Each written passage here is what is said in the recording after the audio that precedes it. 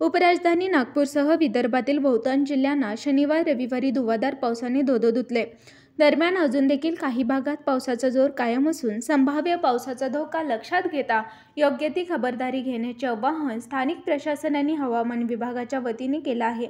शनिवारी सकाळी 6 तासात एकट्या नागपूरमध्ये 217.4 मिलीमीटर पावसाची नोंद झाली होती।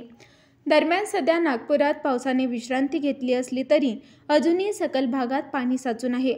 अशातच आता स्मार्ट सिटीतील घनकचरा व्यवस्थापनाच्या अद्ययावत यंत्रणेचीही पोलखोल झाली असून महापालिकेने पावसाळ्यापूर्वी सर्व नाले स्वच्छ केल्याचा दावाही फेल ठरला आहे। नागपुरात शनिवारच्या पावसाचे पाणी 10,000 घरांमध्ये शिरल्याचा प्राथमिक अहवाल महापालिकेने जिल्हा प्रशासनाला दिला आहे।